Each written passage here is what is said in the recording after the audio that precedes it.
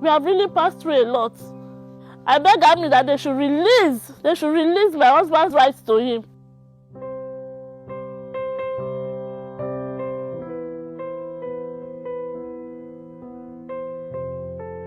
I was enlisted into the Army 2003, January 2003.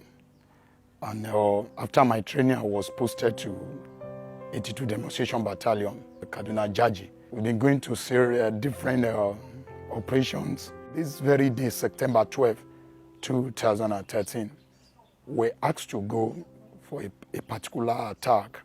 They call the place Kafia Forest. We were briefed that the people who want to go and fight, they've been in that place since 2003, that they've become a strong force.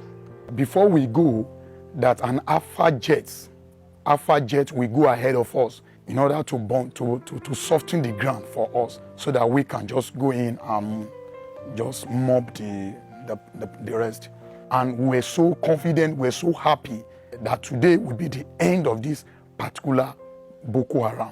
So we advance, we're moving. At the time we get to a point where we can't see the Alpha jet anymore. So our commander said, we have to go. These people has already lay ambush on us. There was serious firing on us. Sir, it was a serious battle. Well, by God's grace, God saved my life.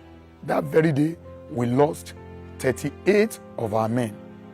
Then the next morning, the same commander came and meet us in the camp and then began to say, gentlemen, now let us go and recover the body of our brothers, our lost fallen heroes. After his address, I now raise my hands up and now ask a question. You told us pointedly that the people are of a strong force, that we can't just go without the air bombardment. The Alpha jet go ahead of us to bombard, to soften the ground for us. He now said, you see, it's not his fault. The problem he has is the Air Force. The Air Force are the one that failed him. Knowing fully well to soldiers that it was not true. You know, soldiers from the rear, you know, they begin to murmur, and to an extent they begin to shoot to the air. You understand? That is a lie. It's a lie. You understand? And the man left. A month later, I was redeployed to another place called Megumeri local government. I just see military police, and they said they need my attention, and I go, and they said I should come and put in statement, put it in writing that what do I know about what happened on the parade ground on so day. And I wrote, and I went back to my location. I was redeployed again to another place called Damasak. Then after a month later, they came and called me that the question I asked the other day was a mutinous question. And so therefore, I was charged for mutiny. Before I know, a week, a month, a year, you know, from one detention to another, get to Abuja 2014. On a fateful day, Barrister Sam Femi Falana just came. He said, those soldiers that were charged for mutiny want to see us. And he listened to our story. Then he now stood for us as our lawyer. Then the court martial began. The judgment was given. We're given death sentence. 4 of us were given death sentence. Then after a while, we were moved from Abuja to military intelligence in Lagos here, underground. We were there for like a year, more than a year. We're not allowed to see our children. We're not allowed to see our wife. We're not allowed to see anybody. Finally, they moved us from there to prison. Our lawyer, Sam Femi Falana, took the case to appeal court. He did his best. He kept pushing. On the 50th day, that day I was in exam hall because I was writing my 200 level in the National University there, in the prison there. Then they came to call me that by God's grace, that was May, that our appeal court has discharged and acquits our case. Then the prison staff made us know that we have been discharged and acquitted. The transfer, the detention and everything is 6 years.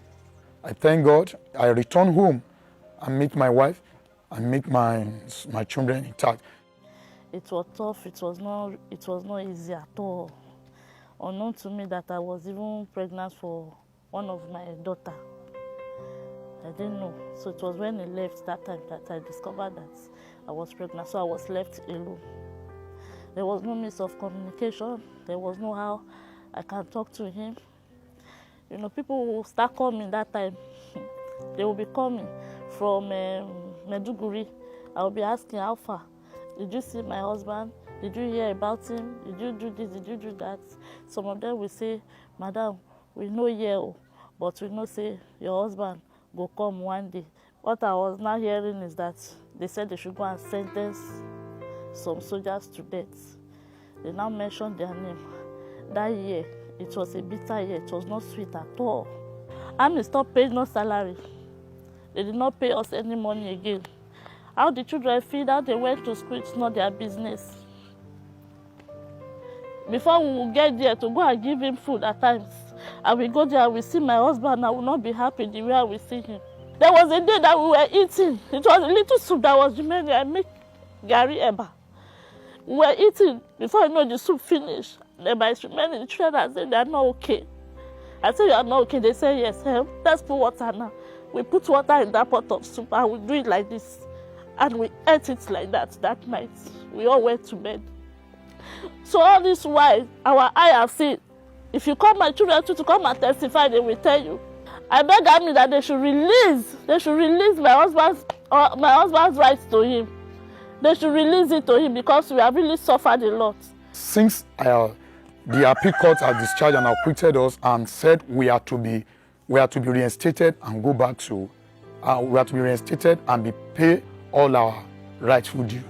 I keep asking myself, why up to now, it's gone to a year now, nothing has been done. I joined the army with passion and just being out like this, serving the army for good 16, 17 years, and you know, you are just out like that. It's a painful stuff. I'm not angry with them, but I should have at least my rightful benefit. You know, like my discharge certificate with me, like my retired ID card with me, you understand? I am not angry with the army in any way, but it's a pain to me.